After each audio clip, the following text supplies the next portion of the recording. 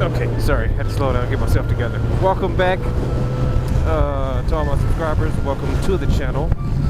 For all my new viewers, passers-by and such, and all the normal channel niceties. It's freaking windy out here today. It's actually a lot better than this morning. I got rained on hard. Like, not some raindrops. I mean, hard. It's not like the storm came out of nowhere. I kind of was expecting it, but I thought I could beat it. I did not. But enough of that jibber jabber. Let's get into the topic specific jibber jabber. So, motorcycle movie review of Godzilla. Only because the next rendition of Godzilla is coming out, and I'm gonna go see it and I'm gonna review it. So, Godzilla released 2014. Second American-made Godzilla from Hollywood, following 1998's Godzilla with Matthew Broderick, Hank Azaria, various other folks. I liked it. I took it for what it was worth. It was not the classic Godzilla that I grew up knowing and loving, but it was okay. So, this is Legendary Pictures film, part of their Monsterverse, which also includes Kong Skull Island, which I will review, of course, after this one. So, movie starts off with picture music montage of various redacted documents and research notes. And of course, flyover of Bikini Atoll, 1954, where they were testing nuclear and atomic bombs, probably synonymous, in the guise of trying to destroy what you now see to be the first glimpse of Godzilla. And then that scene's done. Fade to the Philippines, 1999. Enter Ken Watanabe.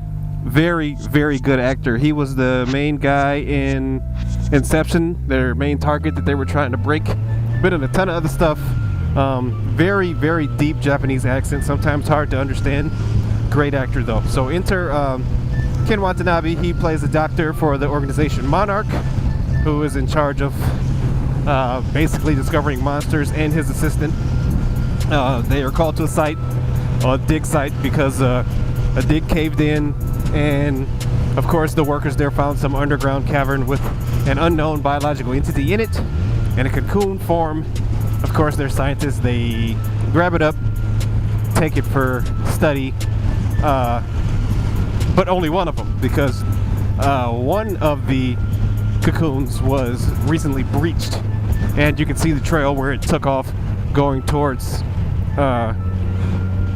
what you now know to be Japan, as they pan off into the Japanese island. What they do now is introduce Bryan Cranston. Everybody knows Bryan Cranston. If you don't know Bryan Cranston, it's a personal opinion, but you suck. Dude's awesome. He's been freaking skyrocketing. He's one of some people's favorite actor. He's a great actor. Played the dad in Malcolm in the Middle. Also played the dad, Walter White, in Breaking Bad. Just seems to be an all-around good guy. He gives a really good performance for his very short time on screen. So enter Bryan Cranston. He is the lead engineer for a nuclear plant in Japan, and they have notified him that they are getting earthquake readings, and it's his job basically to say, hey, shut the plant down, because I'm responsible for this plant. He's on the phone. Enter son, who turns out to be Brody, and his wife, who we come to find out is also a worker at the plant. And today just happens to be Bryan Cranston's character's birthday. So he's on the phone with his folks. He and the wife get in the car. The son goes off with the school bus. God, it is so windy. To, of course, gain his various levels of knowledge throughout the day. And Bryan and the wife head to the plant. Earthquakes are getting stronger. They are still not heeding his advice to shut down the plant. And he is noticing a pattern, saying these aren't earthquakes. These are cyclical. It's rhythmic, it's repeating, and it's getting worse. His wife, he assigned to go check the reactor or some type of readings below the power plant itself, well before he got into this meeting with his folks. During this time, all hell breaks loose. Things are going nuts, earthquakes are getting stronger, and basically he's like pulling the halt to the mission. Everybody come upstairs. I don't care what you got to say. I'm shutting the plant down. So in the 30 seconds that all this is going down, he tells his wife basically to haul butt, get to the door so they can get out of there. She's suited up, her crew's suited up, they're running for their lives. Another earthquake hits, A breach in the area where they are happens. Noxious fumes, gases, I believe nuclear material gets loose, and they are just hauling, trying to get out of there. Of course, customary to any movie, one of the team members falls. The wife, being the hero that she is, tries to save them, and of course slows down their escape, where Bryan Cranston has now proceeded downstairs to manually override the doors because the guys upstairs, who didn't want to listen to him in the first place, are now going to shut down the vault and close the doors so that there's no spillage outside to the general populace. So he goes downstairs, he tells them, do not close the doors, my wife's down here. The gas has now outrun them. She is no longer ahead of the gas, and of course he sees the gas coming and has to boom hit the emergency button on the door, therefore closing the door and sealing his wife's fate, which was already pretty much sealed. They were only going to last 5 minutes down there per the storyline, if there was a breach. She gets to the door, her team gets to the door, they're beating on the door, she moves them out of the way, stares at him, takes off her mask, just says, I love you, take care of our son, type deal, and he stands there silently, which was a very powerful impact on the scene, just crying, watching his wife die, pretty much by his own hand. He blamed himself. What's up, cruiser guy? Yeah, what's up, truck that almost destroyed me? So he does that, and it was a really strong scene. Fade to 15 years later. Now this was 1999. I don't know if I mentioned that. So 15 years later, it's now 2014. Enter Aaron Taylor Johnson, member of the Marvel family. Quicksilver in the Avengers Age of Ultron movie. He also played Superbad. Dude got pretty jacked. He's a pretty cool actor. He is Rhodey, the son of Bryan Cranston. He is a naval officer, EOD, explosive ordnance disposal technician. He's returning home from some tour of duty to San Francisco, I believe. He goes home to his wife and son. Enter Elizabeth Olsen, Scarlet Witch, also his sister in the Marvel movies. 2 Marvel stars in one flick. Pretty awesome. It's not the first time that happens anyway. So enter him, and then they get a phone call saying, hey, your dad's been arrested again.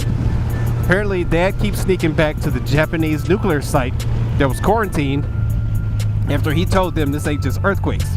So he's been trying to break into the site, break into his old home, get information about what happened and how to fix this, to basically prove that his wife didn't die in vain and he's not crazy. So Elizabeth Olsen tells Aaron Taylor Johnson, hey, go get your dad. You know, he'll only be gone for a couple days. So he goes back to Japan to bail his dad out of jail, gets him, takes him back to his apartment. They go over various stories and conspiracy theories. He's basically ashamed of himself, the father is, because he wants to prove himself to his son, and pretty much that's that. So he falls asleep, the son, Aaron Taylor Johnson, falls asleep, wakes up to find Bryan Cranston on the phone with some unknown person. Basically, he's trying to find another way to smuggle himself back into the hot zone, which he suspects is not a hot zone at all. He's been tracking communication coming from the area, and to him, it believes, he says it sounds like sonar. Something is communicating. He says, not the military, it's something else. So he's got this whole long spiel.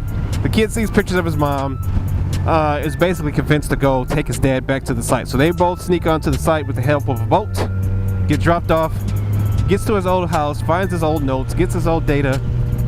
They go outside, take a look at the power plant, which is now ramping up activities, and then of course they're not paying attention. Cops roll up on them, but instead of taking them to a detention center or a jail, they take them to the power plant, and they are apprehended and left into custody. Aaron Taylor Johnson is left in the van for some reason. The dad, I guess because he's made multiple attempts trying to sneak back on, is taken to some office with the security goon. I love goons. Security goon and regular old police goon. And he's flipping out. He's like, where's my son?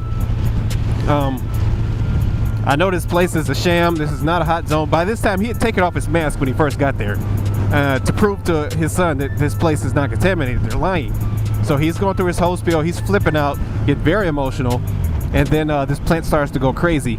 Ken Watanabe, in the meantime, is already there because I don't think he ever left after his trip to the Philippines. They've been studying this thing the whole time. Has come downstairs to see Bryan Cranston in custody and listen to his story, and also look at the data that they thought all the data from that day was lost, but he had backup stuff at home on floppy disk, old school. So he, during this, is listening to Bryan Cranston's theories, and is also seeing the earthquake, or there's, like I said, the power plant was ramping up because there is something going on, which is disrupting the power. Bryan Cranston's like, you guys are idiots, those are EMP pulses, and they're only going to get worse, and they're only getting stronger. So Watanabe goes, holy crap, runs upstairs, tells him to kill the, what? Wow. Like, if you're in that much of a rush, people make the roads way more dangerous than they need to be. So Ken Watanabe runs upstairs, tells him to pretty much cease all experimentation, cut the project, kill the creature, which they don't even know what it is. So they zap this thing, which does nothing but piss it off pretty much. They thought they killed it. It releases a massive EMP, and you making a left, lady? What is going on? Use your blinkers, somebody, please. All right, I'm getting out of here. Massive EMP shutting down the plant for, I don't know, some unknown amount of time, couple seconds, and they're like, oh, the circuits are fried, let the backup generators come on, which is completely implausible. If your circuits are fried, there is no path for your power to flow through. That's my inner nerd, comm guy talking.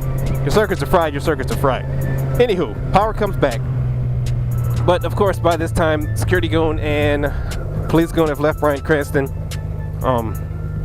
Their locks default to powered on open, so once the power came back on, or it went off, the thing unlocked, and he was able to escape. Now people are fleeing the site, running like crazy. He somehow makes it to a suspension bridge directly over this device, or creature who's cocooned, and then it starts to come to life and knocks down the suspension bridge with him on it. He is now realizing he's not crazy. Aaron Taylor Johnson, in the meantime, is still in the back of this van, and the falling material and debris from, oh, that's bad, from like a crane knocked the van over, freeing him. He gets out, sees his dad on the suspension bridge, and then watches as it collapses. Basically, he thinks his dad died on that bridge. Creature escapes after causing some more damage and wreckage, and pretty much goes about his business. Now, in the meanwhile, they're going through the wreckage. Bryan Cranston is still alive. Ken Watanabe has now been approached by a naval officer who is the captain, and asks him, hey, are you the guy in charge of Monarch here? He goes, yes, that's me. He said, we're taking over because the poopage just hit the fan, right? So he says, you need anybody else from your crew? He points at Aaron Taylor Johnson and his dad, and they basically cart them off in an helicopter to the naval helicarrier. So in the meantime, Bryan Cranston is talking to his son, basically saying, hey, I'm sorry. And he's like, Dad, just be quiet. So he watches his dad die. He doesn't make it. Bryan Cranston's part in this movie is very short, but is, one of the, I guess, better acted parts in the movie. So he dies. Aaron Taylor Johnson now makes it to the helicarrier. He's sitting, sulking, grieving his dad. Enter the admiral of the ship, Admiral Steins, I believe. He's played by another great actor. I don't remember his name. I also don't remember the name of the captain. He's in a ton of stuff. He's a good co-star. I don't think he's ever had a primary role. If he does, I don't remember what it was. But so the admiral comes up, says, welcome to the ship. Sorry about what happened. The Mutos are now, or Muto, massive unidentified terrestrial organism, is now proceeding in this direction towards, I believe it was Hawaii. And he's asking Ken Watanabe basically what for. They feed on nuclear energy. So he's basically going to the closest nuclear power plant to get some grub. Aaron Taylor Johnson is now approached by Ken Watanabe, and he asks him, hey, what did your father mean when he said this and this and this? And they're showing him his notes, and he's like, dude, I never listened. I thought my dad was crazy. Come to find out he wasn't crazy this whole time.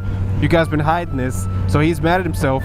All this other stuff's going on in his head, and he's basically like, what happens if this thing gets loose? They're basically going to destroy everything. They're going to take over.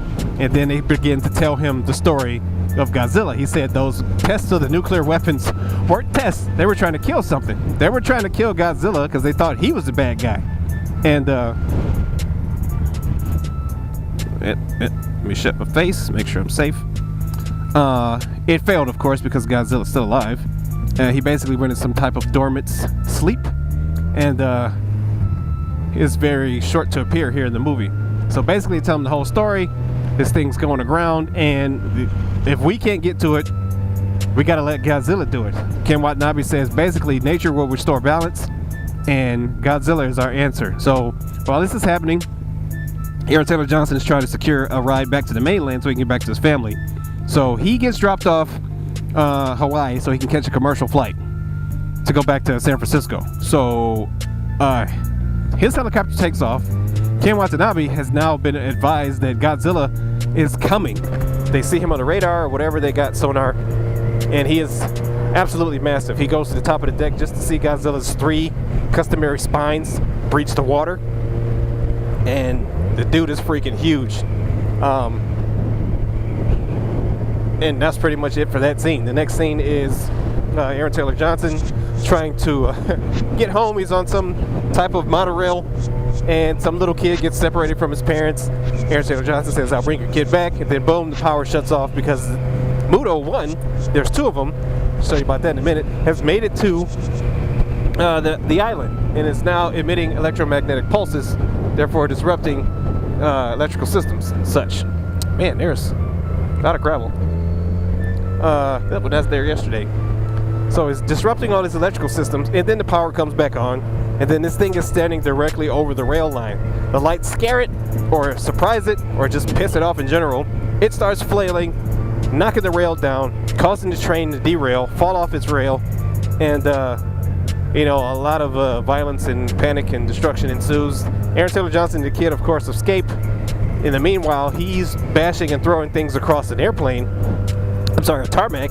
And then all of a sudden you see this thing's full body from the inside view of the airplane terminal. And then all you see is a pair of giant feet. This thing's not even as tall as Godzilla's legs. Godzilla has showed up and he is upset. You can see the anger on his face. It's pretty sweet what they did with the CG. This movie is actually visually very well put together. It's very dark. I think they were trying to save on CG budget. But it looks great. His facial expressions, the stuff he does later, the Mutos look great. They put a lot of attention to detail into these monsters, and it's just overall well done. So Godzilla shows up, starts to womp up on Muto number 1, and then they fight. Then you find out this thing's got wings. He just flies away. He's like, I'm out, peace. And then it goes back to Ken Watanabe, of course, and he's like, well, something's not right here. Bryan Cranston, he's referring to him, said he was communicating, the Muto was communicating with somebody, and his assistant thought it was Godzilla. He's like, no, Godzilla was just listening. He's a predator. So we got to figure out who this Muto was communicating with. The admiral of the ship wants to know what they're thinking of, and he says, hey, we got another one of these cocoons. And he said, where is it? Wherever you put all your nuclear waste. You got to go to Nevada. So the other cocoon that they had, the one from the cave, was stored with nuclear waste. Now, I said before, these things feed on nuclear waste. So they basically stored it inside of a buffet. And now it's been awakened by the call of the one with wings. Turns out this one is the female. So they send a team to go, I guess, shoot this thing. They send a bunch of soldiers with guns. I'm like, these things are 100, 200 feet tall. I don't think a couple M16s or M4s going to do it. Either way, they send all these soldiers to go kill the Mutos, or the one Muto that they recognized was going to show up pretty soon in Nevada. And it's already escaped, of course, because it's been called by its mate. They meet up as it's running its rampage through the city, and then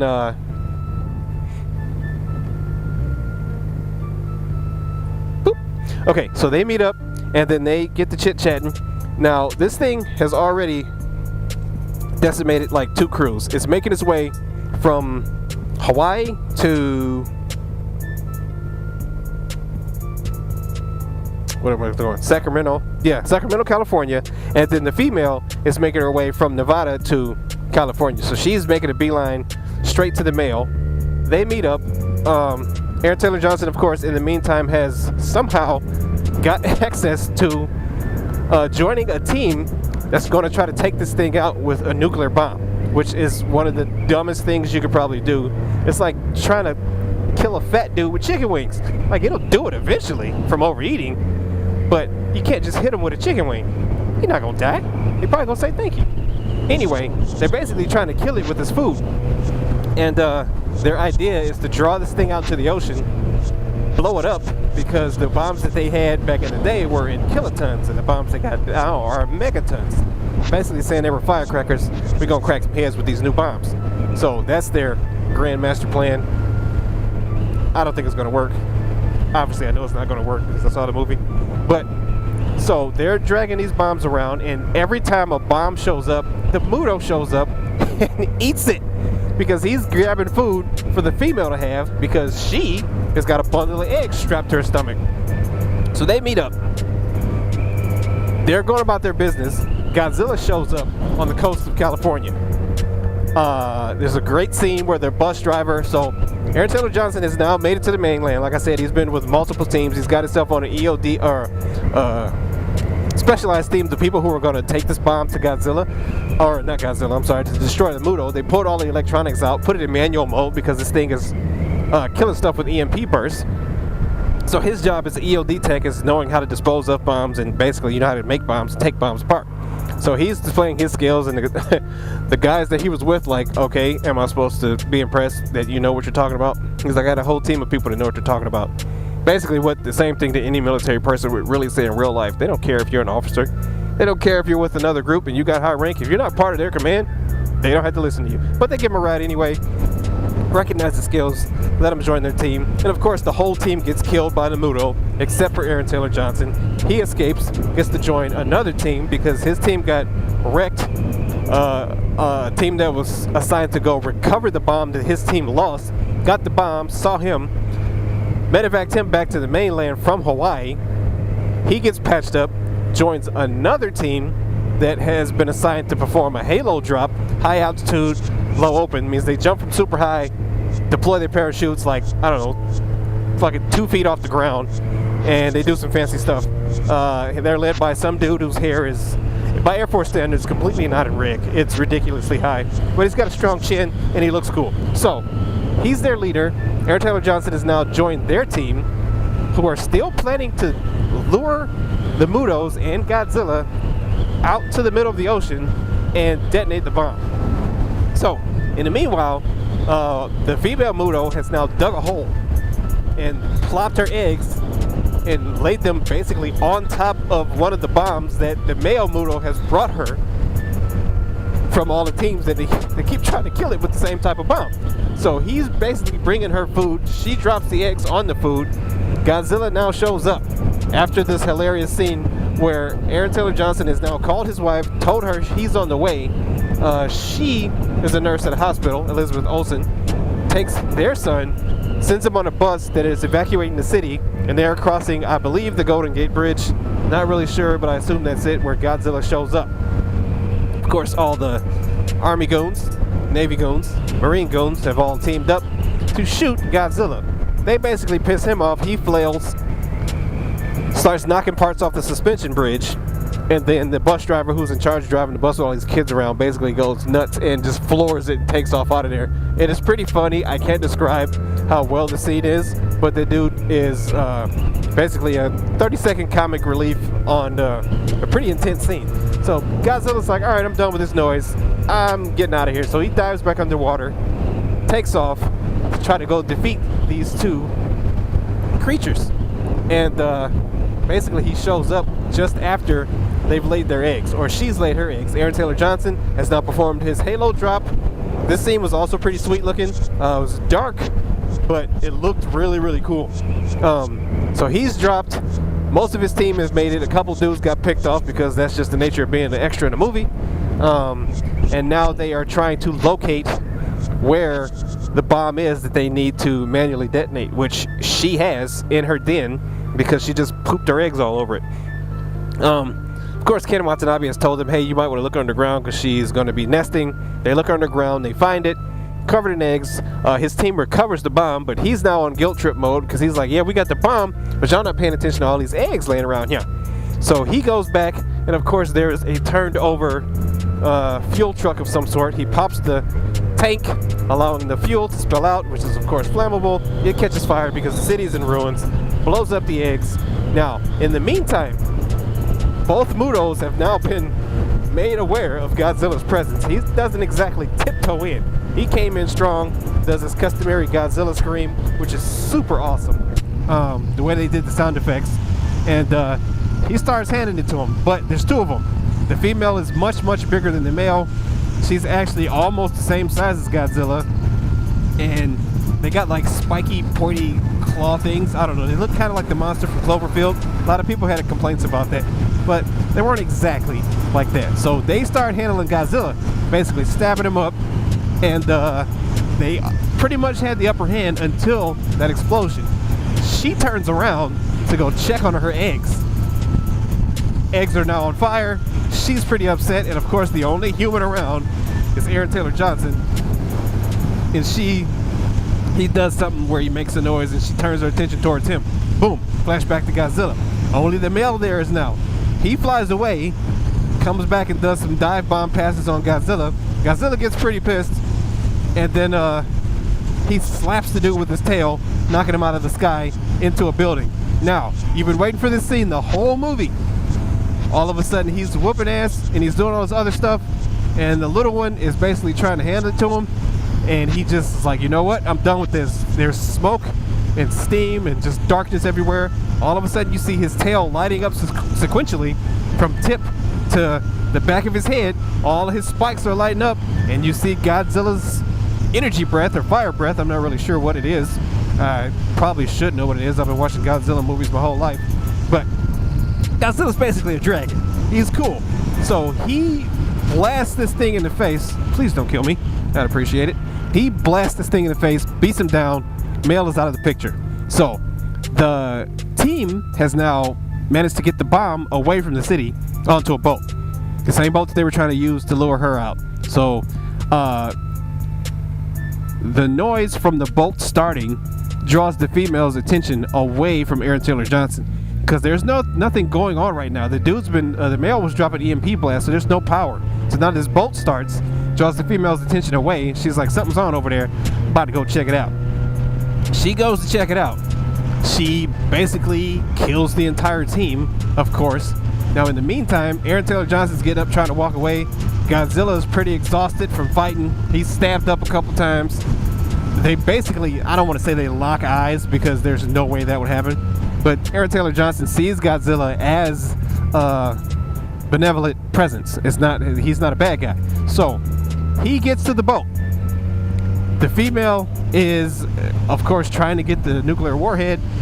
Oh, I forgot to say, this nuclear warhead's on a 27-minute timer. They already set the timer, and there's like 7 minutes left. So all this is happening. She gets to the warhead. After Aaron Taylor Johnson gets to the warhead, she walks up on him and is about to eat him or destroy him or smash the boat or whatever. And then all of a sudden, she's going to bite down, and then she stops and then lifts back up.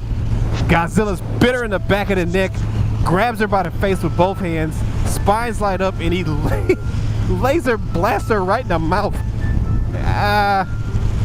I gotta say, that's one hell of a sore throat. And then he just rips her head off, a head, singular, and then tosses it over to the city. He walks off. Aaron Taylor Johnson is now exhausted and is about to pass out.